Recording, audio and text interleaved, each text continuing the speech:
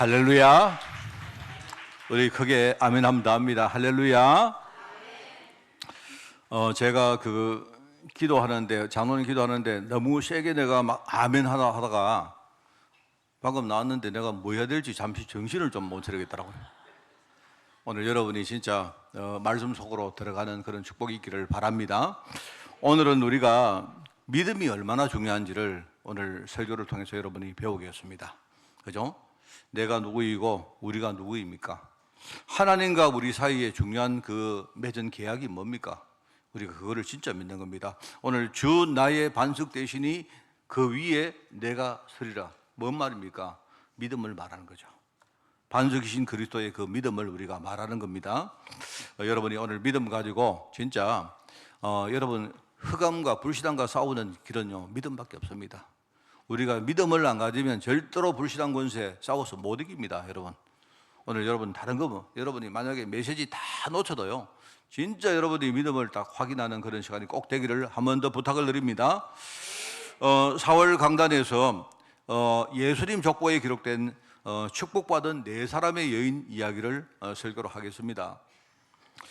예수님 족보인데요. 그러니까 족보는 한 가문의 계보를 기록한 겁니다. 그러니까 그 가문의 정체성과 흐름을 나타내는 문서입니다. 그죠? 족보가. 그런데 예수님 가게는 왕의 가게입니다. 왕의.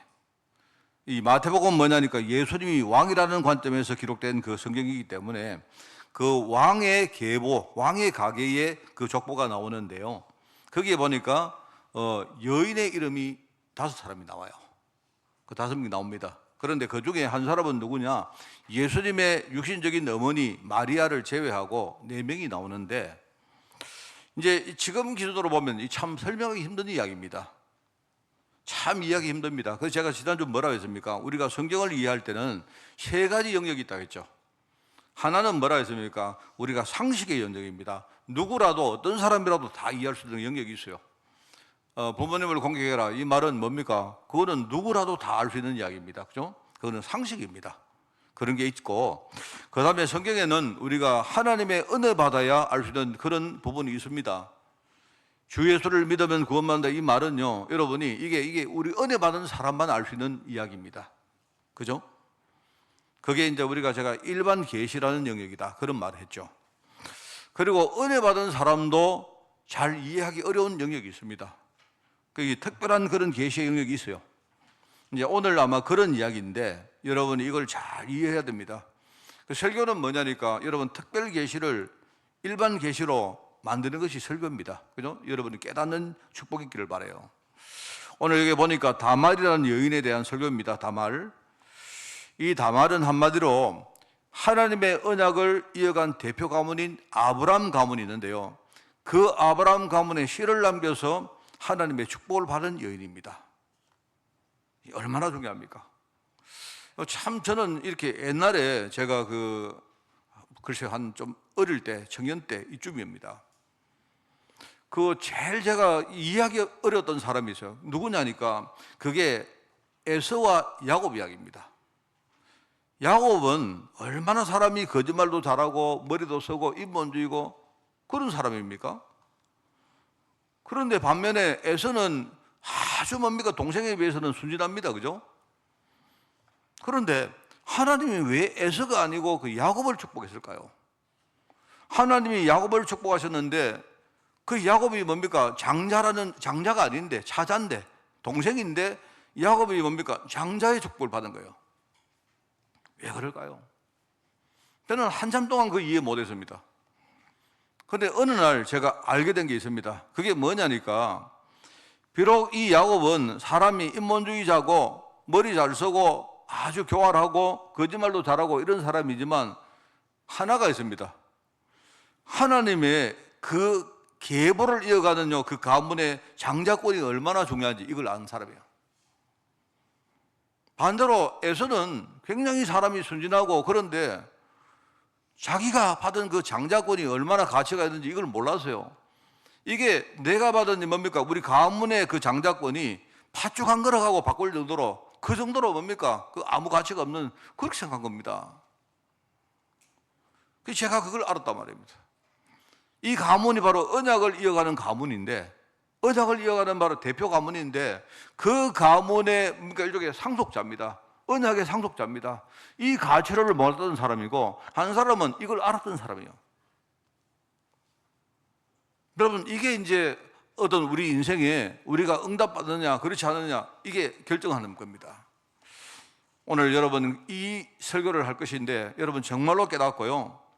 저는 오늘 다른 거 없습니다. 뭐 이 내용도 중요하지만 여러분이 내가 하나님 언약의 상속자로 부름받았구나 라는 이걸 진짜 알고 이 믿음 가지고 여러분이 이번 한 주간 임하는 그런 주간이 꼭 되기 바랍니다. 여러분 무엇이든지요 오랫동안 이어간다는 거 참 어렵고 중요한 일입니다. 제가 지난번에 한 말 했죠. 제가 그 다큐멘터리를 하나 봤는데 일본에 어떤 장어덮밥집이 있는데요. 이 집이 얼마나 유명한지 왕실에서 일본 그 왕실에서 잔치를 하든지 손님이 오면 항상 뭡니까? 이 집에 장어덮밥을 가져가서 대접을 한다는 겁니다. 그 집 이야기가 유튜브에 뭡니까? 그 어떤 그 다큐멘터리로 나오는데 근데 그 집에 이제 중요한 내용이 뭐냐니까 장어덮밥을 이렇게 뭡니까? 만들 때 위에다가 소스를 뿌리잖아요. 소스. 그런데 그 소스가 250년 동안 한 번도 안 끊어지고 계속 이어지고 있다. 이 말입니다.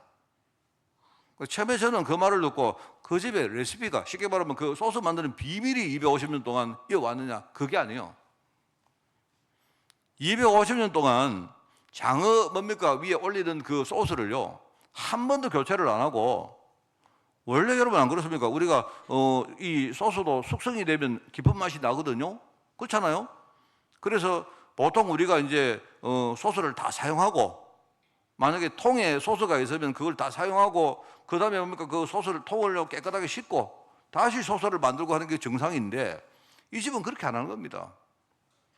이 집은 소스 통에 그날 소스를 사용하면 그만큼을 뭡니까? 원래 남은 그 소스 위에다가 또 붓는 거예요. 이런 식으로 250년 동안 계속 이어왔다는 겁니다. 제가 그 말을 딱 하고 처음에는 너무 더럽나? 안 그래요. 내가 여러분 우리가 먹는 소스가 250년 전에 거라고 생각하면 그거 먹겠습니까? 제가 그 생각이 들더라고요. 물론 이제 이 소스를 그렇게 계속 이어하는데요. 때때로 뭡니까? 통을 갈아주고 해요. 근데 소스 자체는 계속 뭡니까? 이어온다는 겁니다. 그래서 제가 처음에는 이게 뭐냐니까 위생이 더러워서 저거 어떻게 되겠냐 그 생각했는데 제가 그 다큐멘터리를 보면서 생각을 바꿨어요. 이게요 이 얼마나 위생에 이 사람들이 신경을 쓰는지 아예 뭡니까 그 집에 주인도 그렇고 그 집에 뭡니까 이걸 막 이어받는 사람도요 밤에 잠을 안 자고 계속 이 소스가 부패하는지 이상하게 되는지 계속 이 맛을 보고 한다는 거예요. 그러면 뭐 다른 거는 끝난 거죠. 소스 하나에 그렇게 신경 쓰면 장어의 뭡니까 뭐 질이나 뭐 밥에 뭡니까 이런 거 그거는 뭐 말할 필요가 없죠. 여러분 우리가 이처럼 가문을 이어가는 것도 굉장히 중요하고 어려운 이야기입니다. 옛날 여러분 지금 이야기는요 우리가 수천 년 전의 이야기입니다. 지금하고 어떤 생활과 의학 수준이 완전 다를 때입니다. 그죠? 그때에 가문을 이어간다는 것이 얼마나 힘든지 우리가 그걸 이제 고려해야 되죠. 여러분 우리나라도 조선시대에 그 가문의 실을 이었기 위해 가지고 막 별의별 일을 다 안 합니까? 우리가 알지 않습니까? 그런 이야기입니다. 자, 오늘 가문의 씨앗을 남긴 여인이다. 다 말이다. 이 가문이 그냥 가문이 아니고 바로 언약의 가문인 아브라함 가문이다 이 말입니다. 우리가 언약의 가문을 알려면 첫 번째입니다. 언약의 가문을 알려면 하나님의 언약이 뭔가를 우리가 먼저 알아야 되겠죠. 여러분 그 성경에는 우리가 하나님의 속성을 이야기하는 단어가 많이 나오는데 그중에 제일 중요한 게 뭐냐니까 하나님을 우리가 말할 때 언약의 하나님이라고 그렇게 표현을 합니다. 쉽게 말하면 하나님과 인간 사이의 관계를 나타내는 단어입니다. 그 언약이란 말이 하나님과 인간이 원래 언약으로 맺어져 있다 이 말입니다. 요즘 법률용어로 말하면 계약관계입니다. 하나님하고 인간은요 계약관계예요. 원래 우리 인간적인 아버지와 아들은 계약관계가 아니죠. 우리 여러분이 저 태어날 때 아버지하고 계약 맺었습니까? 아버지, 내 아버지 아들 할게요. 그럼 아버지 어떻게 할래요? 네 내 아들 해라. 내가 이렇게 해줄게. 이런 계약 맺었습니까? 아니죠. 이거는 우리가 계약이 없는 태생적인 혈연 관계인데, 그런데 하나님과 하나님 백성은 서로가 계약 위에 형성된 관계다, 이 말입니다. 하나님 언약은 뭐냐? 그러니까 계약인데 하나님이 말로 하신 계약이다. 말로 하신 약속이다 말입니다. 말로 우리에게 하나님 말씀으로 하신 그 약속을 우리가 그 계약으로 그렇게 형성된 관계가 하나님과 우리 백성의 관계다, 이 말입니다. 자, 그런데 이제 그 언약을 우리가 이해하려면 첫 번째, 언약이 크게 두 가지 언약이 있는데요. 두 가지가 아니고 두 번 언약이 있는데, 첫 번째 언약이 있습니다. 하나님이 인간을 창조하실 때에 하나님이 하나님의 형상대로 인간을 지으신 겁니다. 창세기 1장 27절입니다. 말하자면 하나님의 형상이라는 그 뭡니까? 계약을 맺은 거예요. 하나님 우리 인간에게 형상을 주시고 네가 이 형상을 제대로 가치 있게 지키면, 그런 창세기 1장 28절에 이 모든 축복을 주겠다고 일종의 계약을 맺은 겁니다. 뭔 말 알겠죠? 그 계약이란 말입니다. 그게 이제 창세기 2장 7절에 나오는 내용 같은 말입니다. 그러면서 뭡니까? 이 계약의 정표로 만든 게, 그 정표가 바로 선과 악을 알게 하는 나무입니다. 나무 열매죠. 선악과입니다. 말하자면 우리가 계약을 쓰면 도장을 찍고 그 계약을 공정하고 안 합니까? 그죠? 하나님이 우리에게 하나님의 뭡니까? 형상이라는 계약을 맺고, 그죠? 형상을 지키면 너희가 창세기 1장 28절에 축복을 받을 것이다. 계약을 맺은 거예요. 그러면서 뭡니까? 정표가 뭐죠? 선과 악을 알게 하는 이 나무 열매를 절대로 따먹지 마라. 그래서 너희가 정령 죽을까 하더라. 그게 계약에 대한 일종의 정표입니다, 여러분. 그런데 이 창조 언약이라 말하는데, 이 신학의 이 창조 언약을 인간이 파기한 거예요. 인간이 이걸 파기하고 하나님을 떠난 겁니다. 이 언약에서 이탈한 거예요. 그래서 사실은 지금 우리는요, 창조 언약은 이미 우리에게는 파기된 겁니다. 우리는 지금 창조 언약에 살고 있는 게 아니고, 근데 하나님은요, 우리를 너무 사랑하기 때문에 이 계약을 파기한 인간이, 그죠? 하나님을 떠났는데 하나님이 인간을 너무 사랑하기 때문에 인간에게 두 번째 계약을 맺은 거예요. 그걸 가지고 우리가 은혜 언약이라 말합니다. 이거는 신학적인 용어입니다. 은혜 언약인데, 인간이 하나님을 떠났단 말입니다. 그래서 하나님은요, 두 번째 아담 그리스도를 통해서 원래 하나님이 처음에 주시려고 그 축복을요, 하나님이 누구든지 그리스도를 믿으면 하나님이 원래 우리에게 보장한 그 축복을 하나님 주겠다고 약속하신 거예요. 그게 은혜 언약입니다. 우리는 하나님 은혜 아래 살고 있는 그런 사람이다, 이 말입니다. 이 말 아시겠죠? 그게 이제 우리가 창세기 5장에 보면요, 1절 이후에 아담의 계보가 쭉 나옵니다. 물론 거기는 노아까지가 나옵니다만은요, 그 계보가 나중에 아브라함을 통해서, 다윗을 통해서 이 그리스도에까지 연결되는 그 계보가 되죠. 그게 이제 나중에 여러분 보시면 이게 누가복음에 보면요, 누가복음에 이 계보가 또 한 번 더 기록이 나옵니다. 이런 말입니다. 그런데 하나님이 이 영원한 언약의 정인으로 누구를 세우셨느냐?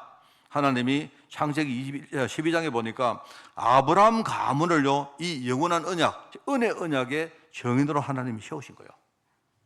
그러니까 그냥 가문의 씨앗을 이은 여인이 아니고요, 이 가문이 얼마나 중요합니까? 하나님이 영원한 언약 정인으로 하나님이 아브라함 가문을 세웠는데, 그러면 여러분, 이 가문의 씨를 이어간다는 것이 얼마나 중요합니까? 이걸 말하는 거예요. 우리가 알다시피 이 아브라함의 후손인 뭡니까? 그리스도를 통해서 이 영원한 언약이 완전하게 성취되었습니다. 그죠? 여러분, 이거 보면요, 이 언약이 얼마나 중요한지 시대마다 하나님이 계속 말합니다. 이걸 확인합니다. 다른 데 갈 것도 없어요. 창세기만 봐도 여러분 있죠, 하나님이 이 언약을 계속 확인해요. 우리가 알고 있는 이야기를 한 번 더 해볼까요? 창세기 3장 15절에 말합니까? 하나님이 아담에게, 이 아담은 벌써 언약을 파기한 사람입니다. 이때는요, 언약을 파기했는데 하나님이 또 언약을 주세요. 장차 여인의 후손 그리스도가 올 것인데, 이 여인의 후손 이 언약을 하나님이 아담에게 줍니다. 창세기 3장 15절. 나중에 노아 시대가 옵니다. 창세기 6장입니다.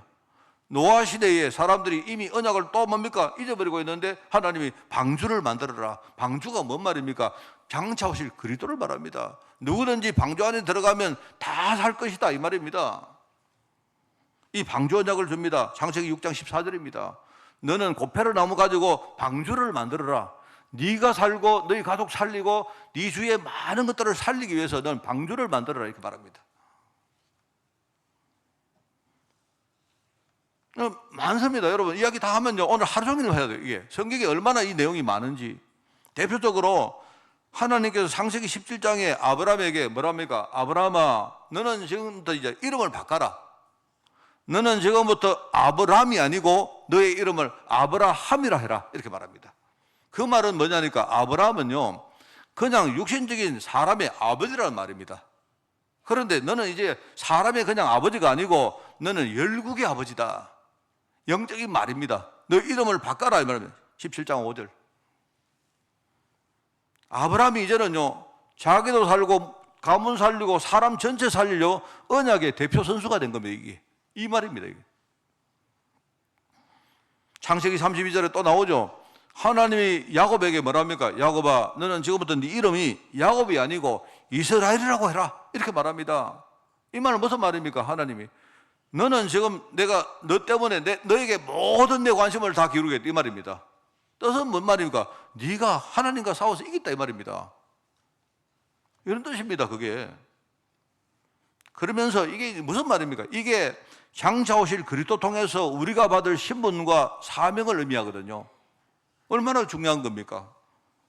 그런데 하나님이 여기서 끝내는 게 아니고 이 언약이 영원히 이룰 것이라고 하나님이 여기 보장을 하기 위해서 하나님이 정표를 또 세웁니다. 정표를.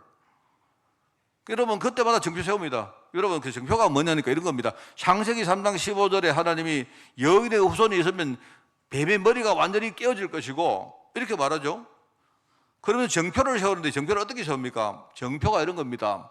그 뒤에 보면요 여러분 창세기 3장 24절에 보니까 이 정표로 에덴 농사에 있는 생명나무 길을요 하나님이 전부 다 막아버립니다. 정표가 그겁니다. 그 무슨 말입니까? 그게 나중에 진짜 여인의 후손 그리스도가 오시면요 그때 에덴 농사의 생명나무 길을 열겠다는 말입니다. 무슨 말 알겠죠? 그게 정표입니다. 하나님이 에덴 농사를 막은 것처럼 보이지만 그게요 그리스도가 오시면 나중에 이걸 내가 열겠다는 정표를 남기신 거예요. 창세기 여러분 6장에 하나님이 이 세상을 심판하기 위해서 뭡니까? 나중에 홍수로 세상을 심판합니다. 그때의 인간을 하나님이 살리시려고 방주를 만들어요. 방주로 하나님이 심판하시고 나중에 정표를 또 남깁니다. 내가 다시는 물로 홍수로 사람을 심판하지 않겠다 하면서 무지개 언약을 무지개가 정표입니다. 하나님 언약이 영원한 정표입니다. 내가 영원한 언약, 은혜 언약이 영원히 이루어질 것이라고 하나님이 무지개를 통해서 증거를 남기신 거예요. 여러분 지금 우리 있지 않습니까? 지금도 비가 오면 나타나잖아요. 성경에 그렇게 나옵니다. 창세기 17장에 하나님이 네 이름을 아브라함이라고 이렇게 말하고 그때 하나님이 정표를 남기는데 뭐냐니까요? 모든 남자의 몸에다가 할례를 하라. 할례가 정표입니다. 우리 몸에 남긴 뭡니까? 언약의 정표가 할례입니다. 할례. 몸에 새긴다는 말입니다. 몸에. 자꾸 잊어버리니까 몸에다가 새기는 거예요. 내가 영원히 언약 가운데 너를 축복할 것이다. 하나님이 정표를 남겼다 이 말입니다. 나중에 그런데요 문제는 의미를 모르고 사람들이 그냥 뭡니까? 할례만 봐. 몸에 그냥 할례만 새기는 겁니다. 그래서 나중에 뭐 성경에 손할례당이라고 나오죠. 그게 뭐냐니까 언약은 모르고 할례만 받는 사람을 말하는 거예요. 창세기 32장에 또 정표를 줍니다. 하나님이 야곱에게 말하 네 이름을 야곱이라 하지 말고 뭐랍니까? 너는 지금부터 이름을 이스라엘을 해라 하면서 정표를 남깁니다. 그 정표가 뭡니까? 그게 버니엘입니다. 버니엘. 이 버니엘 뜻이 뭔지 아십니까? 버니엘은요 하나님의 얼굴입니다. 여러분 구약 성경에 보면요 하나님의 얼굴을 보는 모든 사람은 어떻게 됩니까? 죽습니다. 그런데 거기 정표가 나오죠. 하나님이 졌기 때문에 하나님이 야곱에게 진 거예요. 네가 하나님과 싸워 이겼다. 그래서 하나님이 뭡니까? 번일인데 거기에 성경에 기록되어 있습니다. 하나님의 얼굴을 봤는데 야곱은요 살았어요. 그게 정표입니다. 이런 이야기입니다. 여러분, 내가 하루 종일 말해도 다 이야기할 수 있어요. 이 성경은요 전부 다 하나님의 약속을 우리에게 말하는 겁니다. 그 약속을 우리에게 믿으라고 하는 거예요.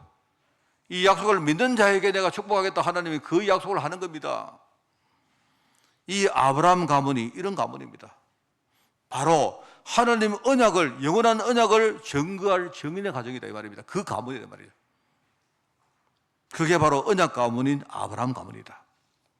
제가 여러분 이야기했는데 이야기했습니까? 오늘 두 번째, 이제 이 언약의 가문에 이 씨앗을 이어간 사람이 다말이다 이 말입니다. 자, 그래서 여러분 좀 약간 이해하기 어렵고, 제가 이야기했죠. 오늘 설교는 19금이라 했습니까?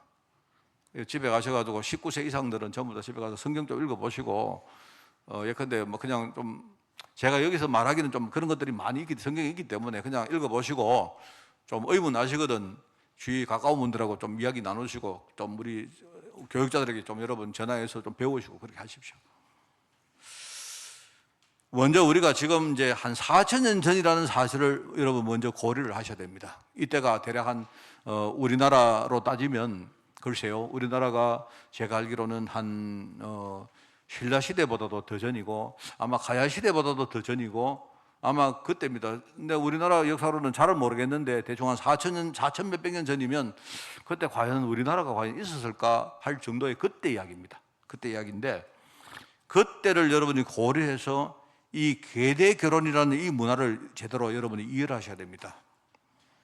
이건 뭐냐니까, 지금과 달리 그때는요, 사람이 개인의 힘 가지고 우리가 먹고 사는 것도 힘들고 생명을 유지하는 게 굉장히 어려운 시대입니다. 여러분 성경에 보면 그 사람들 예사로 뭡니까? 사람들을 죽이고 막 사람들을 어떻게 하고 그런 이야기가 많이 안 나옵니까? 그런 시대입니다. 그런데 지금과 달리, 지금은 여러분 우리가 국가 공동체가 있고 여러분 사회 공동체가 아니십니까? 이 공동체가 생계를 또는 안전을 책임져 주잖아요. 안 그렇습니까? 그 당시는 그런 거 없단 말입니다. 그런 거 없다 보니까 결국은 사람들이 개인 힘 가지고 우리가 살기 힘드니까 결국 믿을 것은, 의지할 것은 뭐냐? 혈육밖에 없는 거야. 자기 가문의 혈육밖에 없는 거다. 이제 그래서 생겨난 겁니다. 그 당시에 뭐냐니까 남자들은 주로 가문을 지키고 싸우고 이렇게 하다 보니까 남자들이 뭡니까? 여자들에 비해서 굉장히 빨리 죽습니다. 그래서 가문을 그래도 유지해야 되기 때문에 형이 죽으면 이제 그 동생들이 순서대로 형수와 결혼해서 가족들을 책임지는 그런 제도입니다. 여러분, 그런 제도입니다. 그런 제도를 여러분이 이해를 하시고요. 우리가 알다시피 이제 야곱이라는 사람의 아들이 많았는데 그 중에 네 번째 아들이 누굽니까? 유다입니다. 유다. 그죠? 유다인데 예수님이 바로 유다의 혈통으로 오시는데 이 넷째 아들이 유다인데 사실 이 유다가 야곱 아들 가운데 가장 축복을 받아요. 왠지는 모르겠는데 옥자는 그런 이야기 합니다. 근데 요셉을 죽일 때 요셉이 이렇게 죽게 됐는데 그래도 요셉을 안 죽이고 나중에 팔자고 제안했던 사람이 유다기 때문에 하나님 그래도 유다를 축복했다 하는데 저는 그건 아닌 것 같습니다. 그거는 잘 모르겠는데, 또 어떤 사람은 뭡니까? 이 유다가 동생 팔았다고요 막 비난하는 그런 데도 많거든요. 어떻게 형이 아들을, 동생을 뭡니까? 노예로 파느냐 이렇게 하는데 잘 모르겠습니다. 그건 아닌 것 같고 제 생각에는. 어쨌든 네 번째 아들이 유다인데요. 근데 이 유다에게 아들이 세 명이 있는 겁니다. 아들이. 첫 번째 아들은 엘이고, 두 번째는 오난이고, 세 번째는 셀라라는 아들이 있어요. 그래서 말하자면 이 다말이 누구냐? 이제 첫 번째 아들인 엘의 부인인 겁니다. 유다가 볼 때는 며느리죠, 며느리. 말하자면 맏며느리죠. 그런데 이제 엘이 이제 빨리 죽은 겁니다. 그래서 이제 나중에 뭡니까? 둘째 아들인 오난이 형수와 결혼하는데, 그죠? 근데 제가 말하기 좀 힘든데 읽어보시고요. 이 오난도 이제 결국 빨리 죽은 겁니다. 자, 그러다 보니까 이제 아버지 유다가 걱정이 되는 겁니다. 셋째 아들이 있는데 아직 셋째 아들이 이 셀라가 이게 어린 거예요. 그러니까 혹시나 형수한테 저거 또 결혼시키면 저거마저 저거 죽어버리면 이제 자기 가문의 대가 끊어지는 거 아닙니까? 그래서 이제 아버지가 유다가 어떻게 하느냐? 이제 그 셋째 아들을요 결혼을 안 시킨 거예요. 그러면 다말 입장에서는 자기가 뭡니까 어떻게 하든지 이 가문의 시를 받아서 뭡니까 가문을 이어가야 되는데 방법이 없지 않습니까? 그래서 어떻게 했느냐?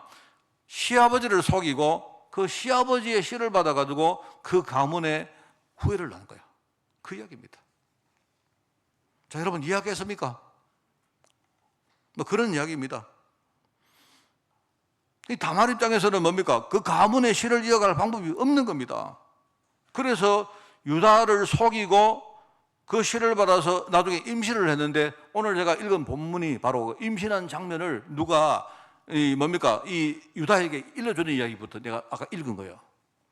나중에 이 유다가 자기 맏며느리가 임신을 했다고 하니까 말하자면 저 나쁜 짓 했다 이렇게 생각하고 죽이라고 말합니다. 그런데 그 전에 자기 아버지가 모르고 그 유다하고 관계를 맺을 때 뭔가 정표를 준 게 있거든요. 이 다말이 자기 아버지에게 정표를 내밉니다. 그 정표를 받아본 유다가 뭐라고 합니까? 아, 내가 틀렸다. 내가 틀렸다. 바로 그가 옳다. 다말이 옳다. 자기는 뭐냐니까 육신적으로 생각하고 자기 셋째 아들 셀라가 죽을까봐 그것만 생각하고 자기는 결혼을 안 시켰는데 다말은 다른 생각을 하는 겁니다. 육신 생각을 하는 게 아니고 뭐죠? 하나님의 언약을 이어갈 이 가문의 중요한 언약의 생각을 한 거예요.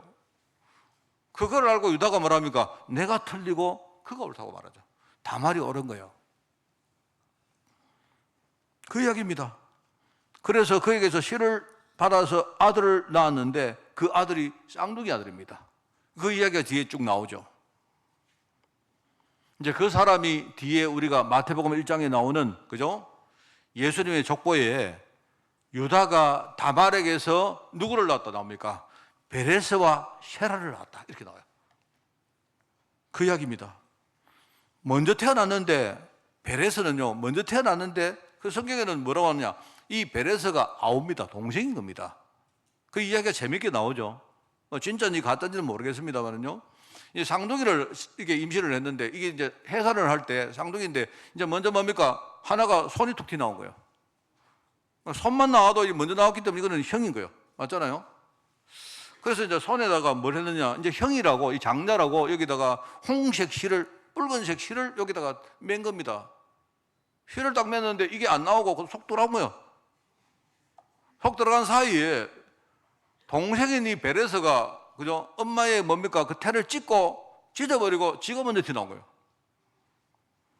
여러분 이거 참 우리 이런 이야기 좀 기억나는 거 있죠? 이게 누굽니까? 바로 유다의 아버지 야곱이 그랬잖아요. 야곱은 어떻게 하면 형 나가지 말라고 막 끌어당기다가 그 형의 뒤꿈치를 잡고 튀어나왔다 이 말입니다.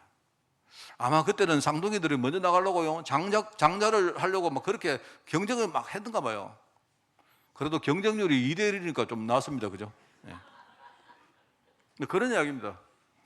그래서 태어난 사람이 이제 베레스고 나중에 손목에 홍색 실을 메고 태어났는데 그 사람이 셰라인데 이 사람이 형이다 이 말입니다. 여러분 제가 옛날부터 이거 궁금했어요. 제가 뭐냐니까요. 제가 지난주에 말 안 했습니까? 제가 지금까지 많은 데가 기록을 봤는데 저는 한 청년쯤 됐을 때 왜 예수님 족보에 다른 사람은 누가 누구를 놓고 이렇게 나오는데 한 명만 나오는데 왜 그런데 희한하게 유다는 다말에게서 베레스와 셰라를 낳았다 이렇게 나와요. 그러면서 그 다음에 베레스가 또 누구를 낳고 이렇게 나오거든요. 그럼 셰라는 누굽니까? 그 셰라가 왜 족보에 왜 나와요? 그 족보에 제가 그거 되게 궁금했거든요. 제가 이 성경을 읽으면서 저는 옛날부터 뭘 생각했느냐? 예수님이 볼 때 예수님의 어떤 우리가 계보를 보면 육신적 계보는 분명히 베레스입니다. 그죠? 베레스가 누구를 낳고 해가지고 예수님이 태어나죠. 태어나는데 제가 볼 때는 언약적인 계보는 셰라입니다. 셰라. 예수님은 셰라가 장자 아닙니까? 그죠? 장자. 제가 아까 말했던 계대 결혼의 문화를 여러분 이해하시면요 이해가 돼요 이게. 제가 본 그 문헌 중에 많은 주석가들이 여기에 대해서 이야기하는 거 한 번도 못 봤습니다, 저는. 그렇습니다. 그 계대 결혼이 뭐냐니까 이런 겁니다. 만약에 동생이 형수하고 결혼해서 아들을 낳으면 그 아들은 누구 아들입니까? 그 아들은요, 동생 아들이 아니고 형 아들이 된 거예요. 육신적으로는 동생이 낳았지만 그 가문의 계보상으로는요, 형 아들이 된 거예요. 그러니까 아까 둘째 오난도 자기가 형수하고 결혼해서 아들을 낳으면 내 아들이 아니고 형 아들이 되니까 이상한 짓을 했어요, 이 사람이. 그래가지고 이 사람이요, 그렇게 된 겁니다. 제가 볼 때는 언약의 족보로 볼 때는요, 예수님은 셰라의 자녀입니다. 셰라의 나는 후계라고 생각해요. 성경이 그걸 말하는 겁니다. 어쨌든 바로 뭡니까? 예수님은 언약의 후대로 오셨다 이 말입니다. 언약의 상속자로 그 계보를 따라오신 분이 바로 그리스도 예수님이시다 하는 그 말을 하는 거예요. 이런 가문입니다, 여러분. 중요하죠? 여러분, 이제 제가 이 다말 이야기를 잠깐 했습니다. 뭐 여러분이 좀 이해가는 부분도 있고 또 그렇지 않은 부분도 있을 겁니다. 여러분이 기도하시면서 여러분이 인도받으시면 되겠는데요. 중요한 건 이겁니다. 오늘 말씀을 제가 이렇게 정리를 하겠는데 그게 세 번째입니다. 하나님은 모든 성도에게 언약의 상속자로 우리를 부르셨다는 말입니다. 그렇습니다. 그게 하나님이 언약을 아브라함 가문 통해서 있게 하셨는데 나중에 예수님이 오시고 예수님이 언약의 주인공으로 이 땅에 오신 거 아닙니까? 그죠? 그런데 십자가에서 죽으시고 부활하심으로 주님께서 이 언약을 완전히 성취하신 이후에 그 다음부터 어떻게 합니까? 그리스도 이름으로 새 신분 얻은 모든 하나님 백성들을 언약의 상속자로 하나님 세우신 거예요. 그게 저와 여러분들입니다. 이걸 여러분이 아셔야 된다 말입니다. 말하자면 구약은 육신의 계보가 있었지만요, 신약에 와서는 영적인 계보로 옛날 그 계보 대체된 거예요. 그건 어디 나오냐? 로마서에 나옵니다. 로마서의 4장에 보면 이렇게 나옵니다. 로마서 누가 썼습니까? 바울이 기록했죠. 바울이 뭐라 합니까? 아브라함은 언약을 붙든 믿음의 의로 이 사람이 상속자가 되었다. 아브라함이 언약을 닦고 언약을 믿고 말입니다. 하나님이 아브라함의 믿음을 의로 보시고 이 사람을 언약의 상속자로 세우셨다 하는 말이 나오고요. 그 다음에 로마서 9장에 보면 이런 말이 나옵니다. 거기에 이삭과 이스마엘을 비교를 하는데, 그죠? 둘 다 아브라함의 자녀인데요. 이스마엘은 60의 자녀입니다. 60만의 자녀입니다. 그런데 이삭은 뭡니까? 하나님이 약속으로 주신 자녀이기 때문에 언약의 자녀다 이 말입니다. 이 말을 해요. 그렇기 때문에 우리가 믿음 가지고 사는 모든 성도들이 누구죠? 언약의 자녀고 약속의 자녀다. 언약의 상속자다 이 말입니다. 그렇게 말합니다. 그 저와 여러분이 우리가 언약적으로 볼 때에 우리가 아브라함의 지금 후대예요. 육신은 아니지만 그 말 합니다. 그게 마태복음 3장에 보면 이게 나옵니다. 마태복음 3장에 이미 그때 마태복음 3장은요 예수님이 오실 때 아닙니까? 그죠? 그때에 세례 요한이 막 일가를 합니다. 누굴 보고요? 이 바리새인들 보고, 바리새인 보고요, 이 독사의 자식들아 이렇게 욕을 막 해요. 그래 하면서 그때 뭐라고 세례 요한이 뭘 말하냐? 유대인들은 뭡니까? 이 사람들이 자기들이 육신적으로 아브라함 후예니까 그걸 굉장히 자랑스럽게 생각하는 겁니다. 이 사람들이. 그런데 세례 요한이 뭐라고 말합니까? 육신적으로 유대인들이 자녀가 아니고 후대가 아니고 유대인들이 뭡니까? 아니고 회개로 그리스도 열매를 맺는 사람이야말로 아브라함의 자녀가 아니냐 이렇게 말해요.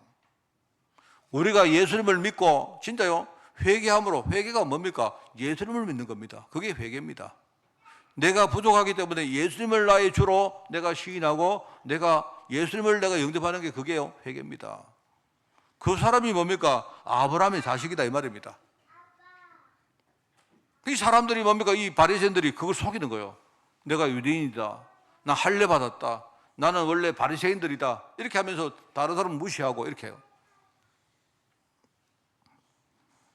로마서 11장에 이런 말 나옵니다.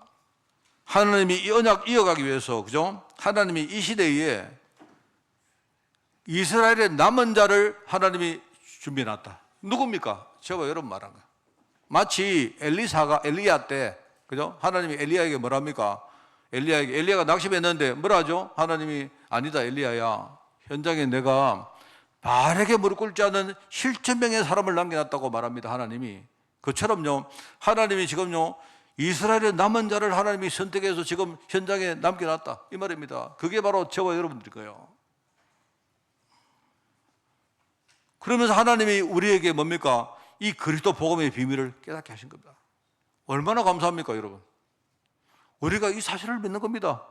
다말이 왜 축복받았느냐? 여러분, 다말이 그냥 한마디로 다말이 왜 축복받았느냐? 지금 말로 하면요 이 말입니다. 이 사실을 진짜 믿은 거예요. 내가 이스라엘의 남은 자임을 진짜 믿은 거예요. 내가 하나님의 언약의 상속자임을 진짜 믿고, 진짜요, 이렇게 축복받은 사람이 다말입니다. 하나님이 우리를 축복하신 이유 뭡니까? 이 복음의 비밀 우리에게 깨닫게 하시고, 이게 창세기 3장 15절 뭡니까? 여러분, 흑암권세 이기는 비밀은요 여인의 후손밖에 없어요. 그리스도밖에 없습니다. 맞죠? 여러분, 출애굽기 3장 18절 뭡니까? 우리가 세상을 살아갈 때, 여러분, 우리가 광야 같은 세상을 살잖아요.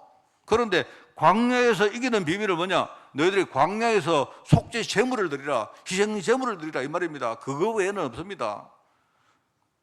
세상 권세 이기는 비밀은 우리가 희생제사 비밀을 가지고, 희생제사가 뭔 말입니까? 그리스도 말하잖아요.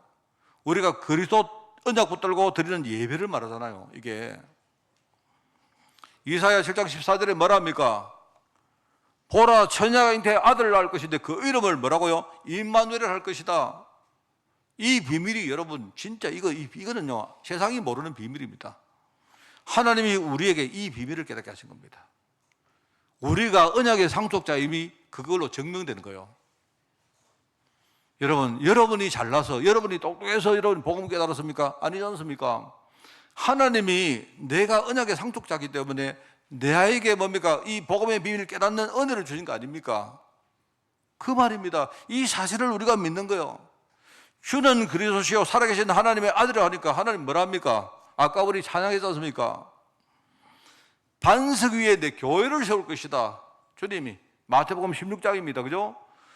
반석 위에 교회를 세워놓으면 음부의 권세가 절대로 너를 이기지 못한다. 여러분, 우리가 막 기도하고 이게 중요한 게 아니고요, 내가 반석 위에 교회를 세우는데 내가 교회다 말입니다. 여러분, 하나님이 반석에 세운 교회다 이 말입니다. 음부의 권세가 절대로 나를 못 이깁니다. 속일지라도 나를 못 이깁니다. 여러분, 우리가 속을지라도 절대 나를 못 이깁니다. 우리가 속는 거는요 잠시 속는 거지, 내가 속았다고 지는 게 아닙니다. 못 이깁니다. 절대로. 나는 이길 수 있지만 내 안에 그리스도를요 흑암이 못 이깁니다. 내가 속는 거는 잠시 내가요 힘에서 속는 거예요. 속는데 불가능. 내가 속으면 그러면 나는 지옥 갑니까? 아닙니다. 여러분, 뭐라고 합니까? 내가 천국 열쇠를 내게 줄 것인데 네가 땅에서 뭐든지 매면 하늘에서 맬 것이고 네가 땅에서 풀면 하늘에서 풀 것이다. 얼마나 대단한 말입니까? 그게 우리의 신분과 권세입니다. 그게 앞으로 우리가 해야 될 우리 미래고 우리가 해야 될 사명입니다.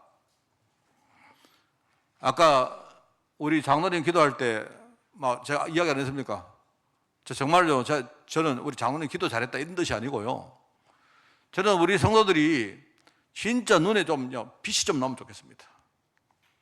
우리가 많은 건 못해도, 여러분 있지 않습니까? 우리가 예배 드리고 기도하고 전도하고 할 때 정말 우리가 생명 다 걸고 할 정도로 빛이 나면 좋겠습니다. 우리가 장로님 기도하고 올라오니까 여기 막 침이 가득해요. 내가 일단 닦았습니다. 닦으면서 그리스도 할렐루야. 뭔 말 알겠습니까? 우리가 이 축복을 받은 사람인데 무엇이 겁이 납니까? 무엇이 겁납니까? 마귀가 우리를 속인다고 겁납니까? 내가 속았다고 겁납니까?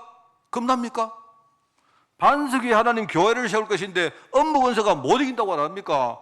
여러분, 이 믿음을 내 속에 뿌리내리면요 음부 권세가 못 이기는 겁니다. 다말은요 이 믿음 가지고 승리했고 이 믿음 가지고 축복받은 여인이 다말입니다. 여러분, 저도 닮아가지고 지금 막 보암을 막 지르고 있는데, 저는 우리 청년들이나 진짜입니다. 우리 교회가 많은 사람 없어도 괜찮습니다.